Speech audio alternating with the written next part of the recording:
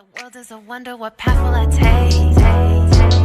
My life is a miracle. My life is a miracle. My breath is a miracle. Breath is a miracle. No stress is a miracle. No stress, no stress. I'm blessed, it's a miracle. I woke up, it's a miracle. Woke up positive. Got through tough, it's a miracle. Tough is a miracle. Won't give up, it's a miracle. Give up is a miracle. I'm surrounded by miracles. I'm surrounded by miracles. Do you believe in? Do you believe in miracles?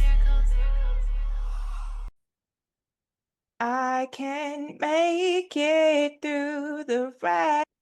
I can stand up on my own. And I know that I'm strong enough to win. And every time I feel afraid, I'll hold tighter to my faith. I'll stand once again, 'cause I've made it through the rain. I know that those are most of the correct lyrics. Perhaps I made up. Perhaps I did. Either way, this is our Divine Mother who knows when to become gentle with our hearts, bestowing sweetness that liberates us from fear. Though you may have faced much struggle and challenges on your path, though it may seem only the most powerful intensity could stem tide from the negativity all around you, the dark Mother of Grace will conquer the obstacles of your freedom, gentleness. She manifests herself now as Bhadra, the gentle. She will calm the waves of emotion, eradicate the doubt and despair, and provide safe and graceful passage through all difficulties. Hello, it is me, Katrina Denise, and welcome to my channel. Thank you so much for clicking onto this video. And thank you to all of my new subscribers. Thank you to everyone. Please comment and subscribe, share the videos if they resonate with you. Also in the description box, I do put structure leads to success. So if you are a CEO and you want to start your own company, please go check out the website. This is Mama Callie. This next part of your life, it requires gentleness. Not force, not strife, not willpower, but gentleness. So let's see what's going on in your journey right now. So much. Okay, so you're at a threshold of becoming a new version of you. And you've crossed it. You've already peeled back the veil. You see who you are now, and it's nothing like you were before. You answered the call to become the highest version of you and just sit there. Sit in the quietness and the stillness and discover discover what you're made of inside.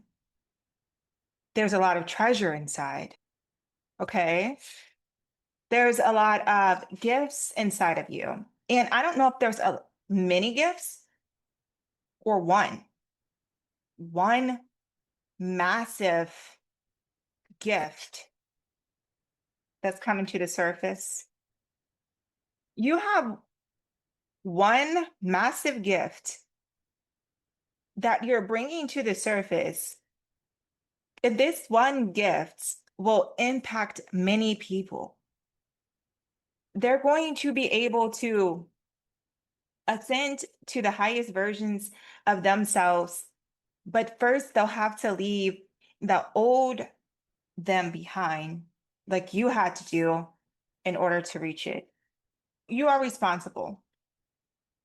Our profoundest achievements are whole once we radically apply our vision and wisdom towards service, community, and building and establishing of a unified consciousness on the planet. We are not meant to only be in our own light, but we guide and serve whenever we are called. So you are called to guide and to serve. This is your light. This is the gift. And then right next to it, we have the option where you could have resisted this change, resisted this expansion, which would have caused death to your gift. If you didn't give up whatever habit, mindset, behavior that you were doing before, oh my. And because you chose to go higher, uh, because you chose to die, stay the same or die, every time you get that choice, stay the same or die, you die. You have digested numerous deaths and rebirths through sweat and tears, and you reforged out your wholeness from that. This is the richest reward. Intangible assets of who we've become, an aftermath between cycles.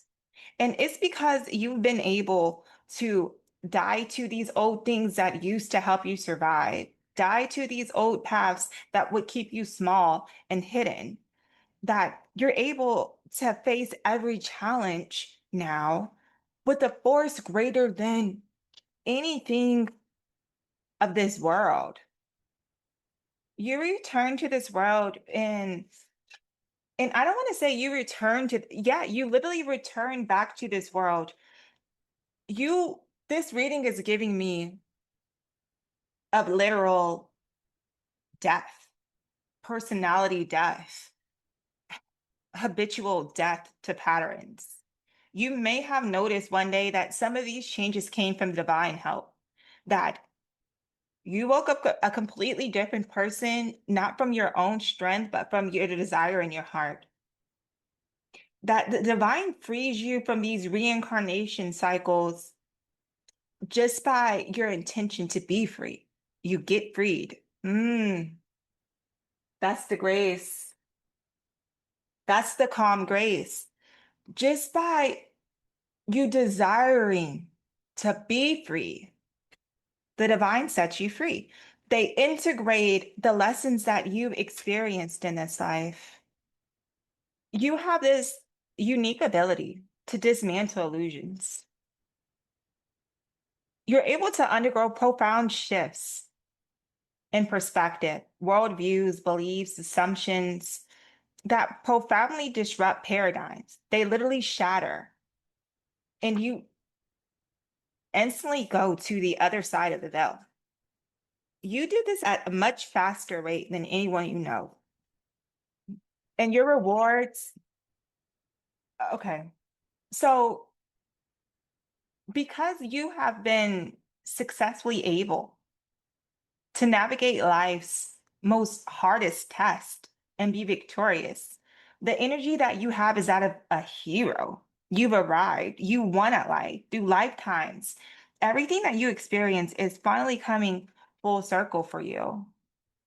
And you really do deserve this. If your energy could speak, it would say, I courageously surrender to the transformative forces catalyzing my rebirth, embracing the gifts of my ever unfolding coming.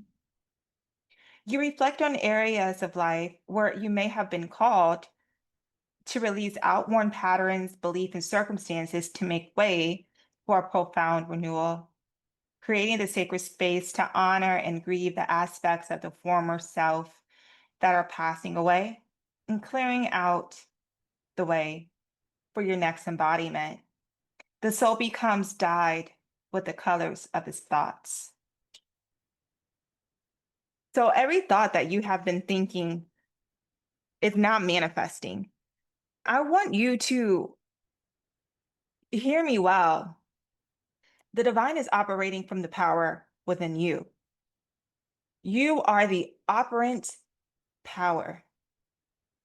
The number 8 can be significant here, but as you cross over into this knowing that you have to change, that's the starting point for the divine to come and make the changes. You approach it with, I have to change. Then you set your intentions to be better and surrender whatever it is that you need to awaken. That's the start of the descent. Your descent represents the transformative process of engaging with hidden, repressed and disowned facets of our psyche, the shadows that lurk in our consciousness.